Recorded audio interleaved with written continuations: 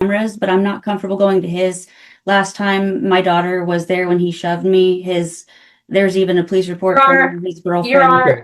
All right. With that said, all right. Apparently, the mother is agreeable. An emergency custody showdown erupts as Ryan Wyndham faces explosive accusations of alcohol use, marijuana, and reckless behavior.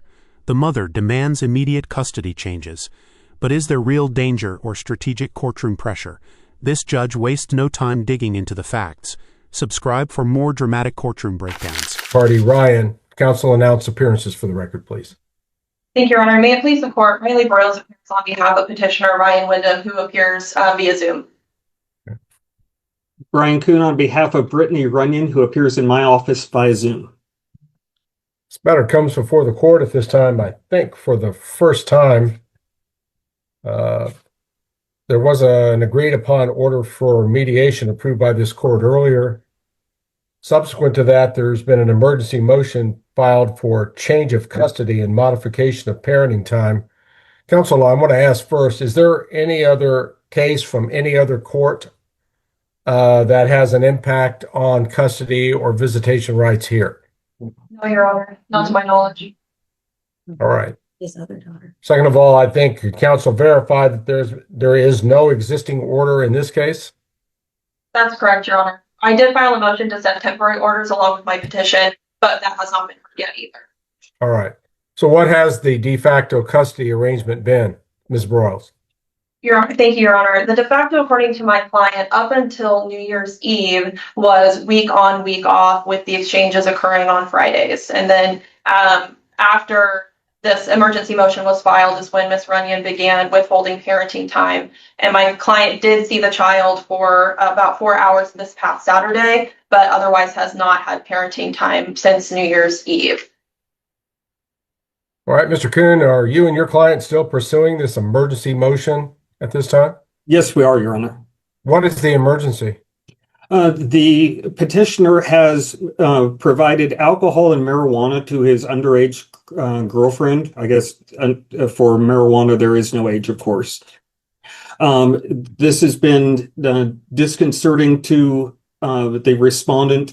In addition, they've had some violent incidents as well, with him pushing things into her and screaming and yelling. Some behavior that is into the range of unreasonable behavior. Because of the drugs and the alcohol that have been provided to his girlfriend, we are seeking an emergency order giving custody to the respondent until such time drug and alcohol and anger management can be undergone. All right. The information regarding marijuana use in his home comes from where? It comes from the girl that he was seeing. It was third-party information from the girl that he was seeing, Miss Liliana Kluth. In other words, hearsay. And then Yes, Your Honor. the oldest. Right. Right. Are there any other grounds that you're relying upon to seek emergency relief pursuant to your motion? So his oldest daughter has said that he left them alone together, and then she also drink alcohol. The other daughters as well have been watching him drink unreasonably. The older daughters as well. And this is that's all. His daughter from another relationship? Yes, Your Honor. Okay. And apparently, based on information you sent to the court, the Sedgwick County District Court has taken action in that case? It's my understanding, yes. All right. Ms. Broyles, what would your response be? Yes, Your Honor, thank you. We did file a formal response with the court in response to this emergency motion, but just to kind of paraphrase, on the issue or the allegation that my client provided Ms. Kluth with alcohol and marijuana, my client categorically denies that. But as the court noted, that is entirely hearsay. They did not provide any sort of affidavit of Ms. Clute. They have not produced her for testimony today, to my knowledge. So any allegations, which frankly the majority of their allegations in this emergency motion are hearsay allegations from Ms. Clute, who is clearly a very disgruntled, troubled young woman. And the fact that she's not here to testify, that I can't cross-examine her, obviously causes huge issues. But however, Your Honor, I think it's important to note, frankly, even if he did provide this, which he, again, categorically denies, that has nothing to do with the party's minor child. Lyric, who is 4 years old. They're not alleging any allegations of harm coming to this child. And the child, his other child from a previous relationship, is a 9-year-old. So I would frankly take, again, hearsay, but a lot of grains of salt with a statement from a 9-year-old, who again, we don't know how this all came up. So any allegations from the 9-year-old who's providing information to, I'm assuming, to her mom, who's in cahoots with Miss Runyon, and I think Liliana seems to be in cahoots, or all these ex-girlfriends are in cahoots with each other to, gang up against my client. I mean, procedurally, there's an evidentiary wise, there's no basis to grant any sort of emergency relief here. There are no allegations of imminent harm to this child, this 4-year-old child. In their motion or from counsel's statements, they have not alleged any harm to this child. So we're asking the court to adopt the de facto arrangement, and the court is allowed to do that pursuant to KSA 232224, that allows the court to make orders to confirm the existing de facto custody of the child.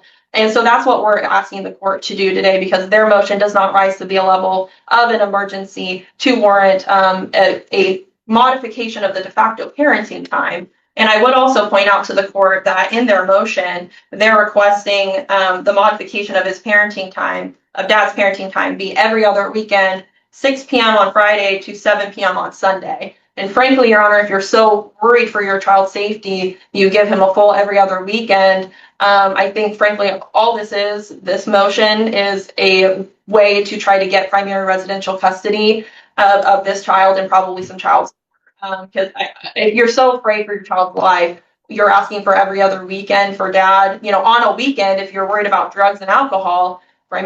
Assuming that would be the time when that would most likely occur. So it's extremely disingenuous to file this emergency motion on the eve of this hearing date that we have. And I think the court has previously taken evidence between these parties on a PFS a few weeks ago, and Ms. Runyon has filed 2 PFAs that were summarily denied. So frankly, from my position, we're dealing with the girl who cried wolf here. She filed 3 PFAs, those didn't work, so let's try this emergency motion and see if that works. But there's just not enough here to warrant a modification of the de facto. This is just, frankly, a ploy to get primary, in my opinion. So we're asking the court to confirm the de facto today. Mr. Kuhn, any reply argument that you desire to make? The respondent did file a police report after the petitioner shoved a shopping cart into her stomach at the petitioner's home while the respondent was picking up the minor child. There's a Wichita Police Department case number that is firsthand, and that did occur directly to my client. Well, And while the minor Mr. child, Wyndham has a shopping cart at his home? it was a toy shopping cart. a toy shopping cart. Oh. One made out of plastic? Yes, my understanding. And then he rolled over on her, intoxicated, 26th, and the 27th, they got the call. And on the 26th, he had rolled over on the minor child, intoxicated, and on the 27th was when she received the call from Liliana. Asking him to get clear cut because they were all afraid of him hiding.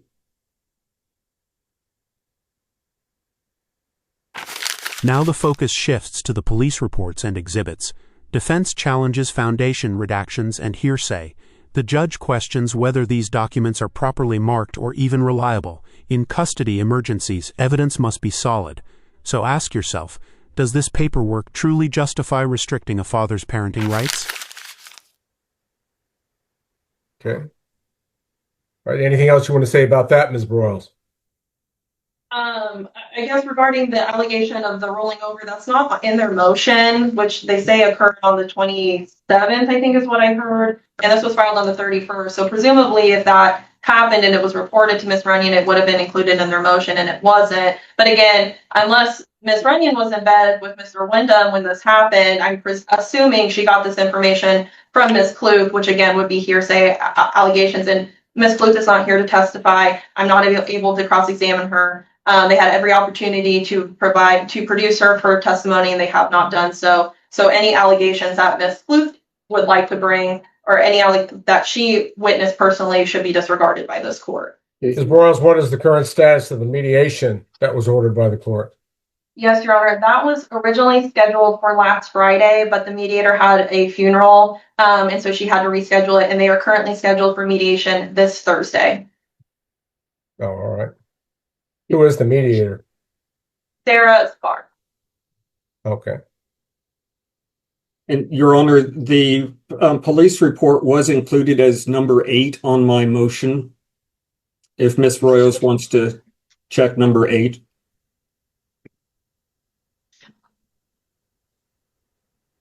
Well, yeah, I guess I should. I guess I can clarify my point. The rolling over incident, where he was intoxicated and rolled over on the child, if that's what they're saying, was not included in the motion. Number 8, I was aware that it says that about the shopping cart incident, but again, that has nothing to do with this minor child. So I don't think that gives any additional basis to restrict his parenting time from the de facto. Are these exhibits individually marked and numbered?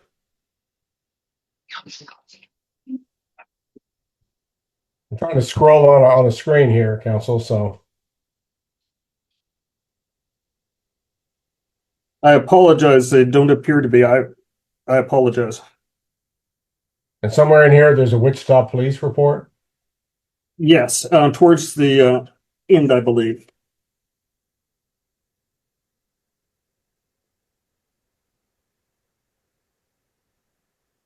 Sure, and I did receive counsel's exhibits that he submitted last night around 4, I think it was around 4:50, and I did have a chance to review those. There were amended exhibits that were submitted around 2:30 that I briefly was able to glance at, but I've been in a meeting with my client since 2, so I didn't have a chance to fully review those. And frankly, they're hard to read. They're grayed out, and all of these police reports, Your Honor, they're highly redacted. I mean, obviously we have foundational issues. Where did these come from?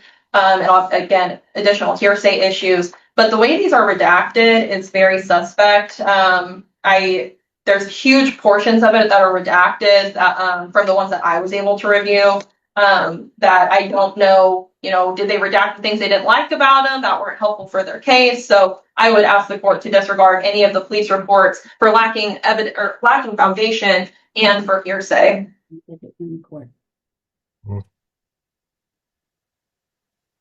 And these I got from the police station. I trust, since this was filed as a paternity action, that there's no dispute that Ryan Wyndham is the natural father of LAW, a minor child. There's no dispute. No dispute, Your Honor. All right.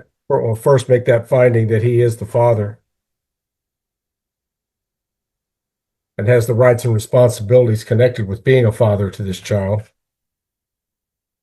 The court has read and considered the emergency motion for change of custody and modification of parenting time. Court has also considered the response that was filed in this case.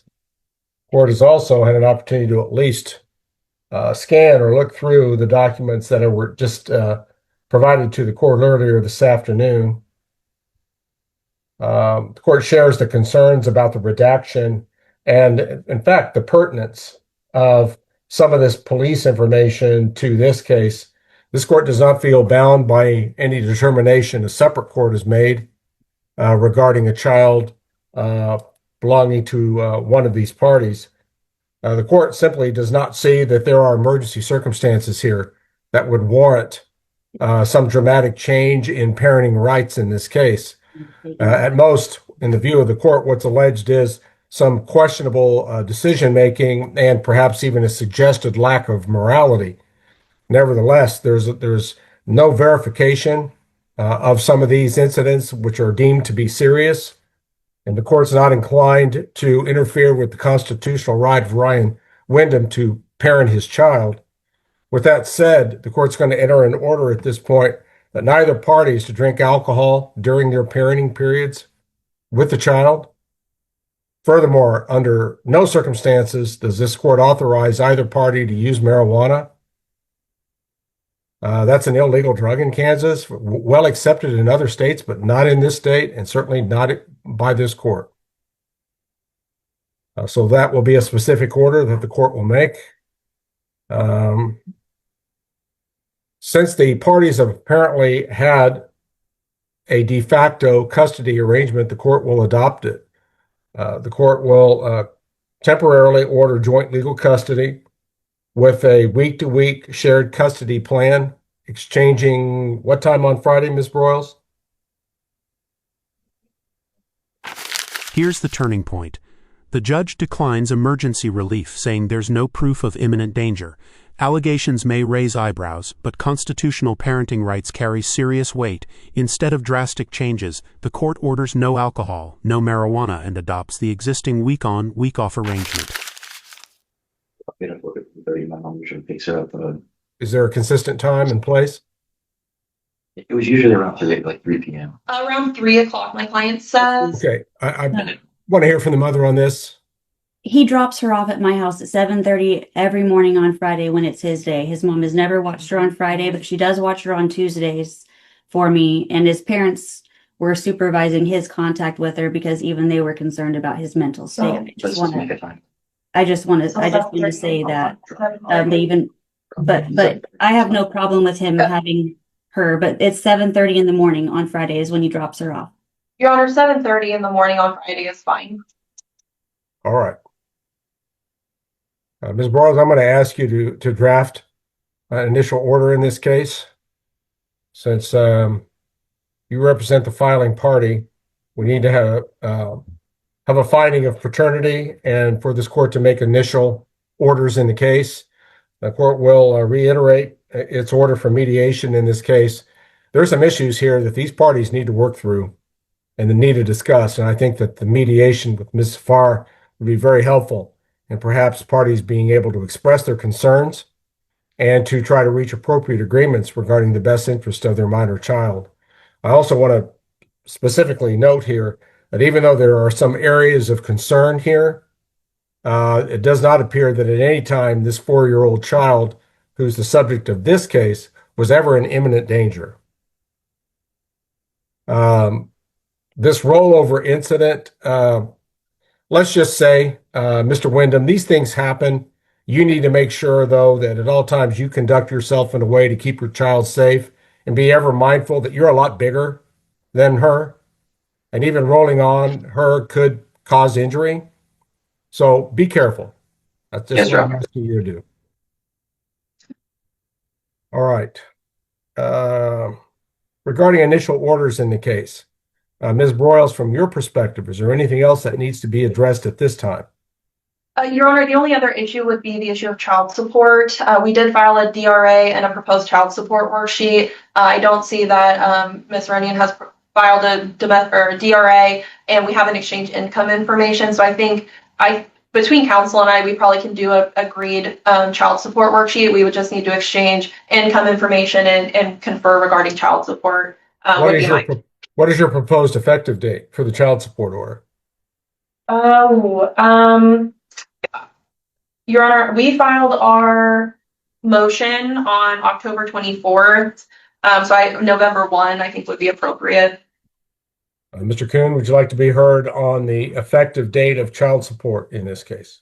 That seems reasonable, Your Honor. Very well. November 1 will be the effective date. Maybe. And counsel, I would just ask you to immediately exchange any pertinent information necessary to do the child support worksheet so that there's no further delay. This case has been pending since October. So the sooner we get an appropriate child support order in effect, it'll be based on a shared residential custody schedule. But the better I think things are if we get that order operative and going. Your Honor, if yes, Mr. Kuhn. If the exchange of the child could occur at the police station, that would be greatly appreciated. Why is that necessary?